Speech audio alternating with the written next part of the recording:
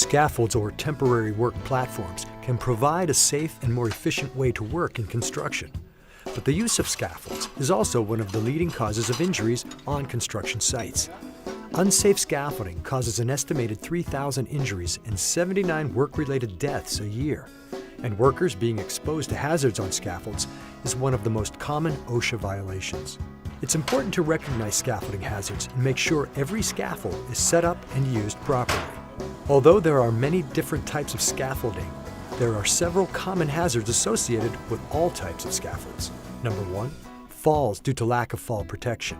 2, unsafe access due to ladders, stairs, and ramps. 3, injuries from falling tools, work materials, or debris. 4, electrocution due to the proximity to overhead power lines. And 5, collapse caused by instability or overloading. There are requirements specific to scaffold erectors and to scaffold users.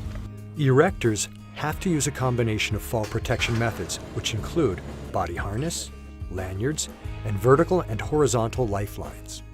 Users must be protected against falls by guardrails, full decks, and safe access, and knowing when they would need other forms of fall protection. Any scaffold 10 feet high or higher and more than 14 inches away from a building must have a complete guardrail system with toe boards covering all exposed sides and ends. The top rail must be 42 inches high, the mid-rail 21 inches high, and the toe board must be at least 3.5 inches high, or as high as the material on the scaffold, to prevent objects from falling off. If guardrails can't be used, workers must use a personal fall arrest system when the scaffold height is over 10 feet. Falls from scaffolds generally occur when personnel are climbing or descending the scaffold. In many cases, injuries occur when climbing the braces or scaffold frame that was not designed to climb. Safe access to the scaffold work area is required when the elevation change is more than 2 feet. Equipment that can be used for safe access could include secured ladders, clamp-on ladders, and built-in ladders. You can directly access scaffolding from another scaffold or structure, provided it is not more than 14 inches horizontally and 24 inches vertically from the other surface. Cross braces cannot be used to climb on or off the scaffold. Being struck by falling objects is a common occurrence that can be reduced or eliminated by using toe boards, netting, or by barricading the area.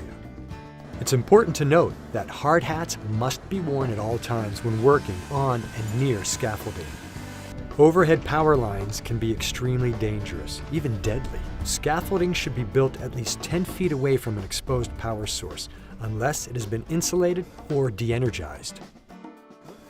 All electrical tools and power cords must be in good condition and protected by a ground fault circuit interrupter device, or GFCI. Do not work on scaffolds during electrical storms or high winds. Scaffolding collapse can be caused by several factors, including poor foundation or footing, improper construction, overloading, and being struck by machinery. Always know the foundation the scaffold will be built on. Never build scaffolding on stacked bricks, block, or other unstable objects. All scaffolds require steel base plates, adjustable bases, or casters. Mud sills can be used under the base plate to spread the load when scaffolds are built on soil or asphalt. If using mud sills, ensure the base plate is nailed to the mud sill to prevent displacement. It's important to know what the load capacity is of the scaffold to avoid collapse. A scaffold must be able to support its own weight and at least 4 times the intended load, which includes workers, tools, equipment, and materials. Bracing is extremely important. Scaffolds should never be used unless all required bracing and securement is in place. Scaffold platforms must be fully decked and at least 18 inches wide. Only scaffold-grade planks should be used. Planking can be wood, metal, or a combination, and must be secured to prevent movement. Workers who are involved in using, erecting, or disassembling scaffolds must be provided training by a competent trainer who can identify scaffold hazards and has the authority to correct or eliminate them. This person should also be responsible for overseeing the setup, dismantling, or any modification of any scaffold, and is required to inspect scaffolds and scaffold components for visible defects before each work shift. By following these safety guidelines, scaffolds can provide you with an efficient work site while maintaining the well-being and protection of you and your crew.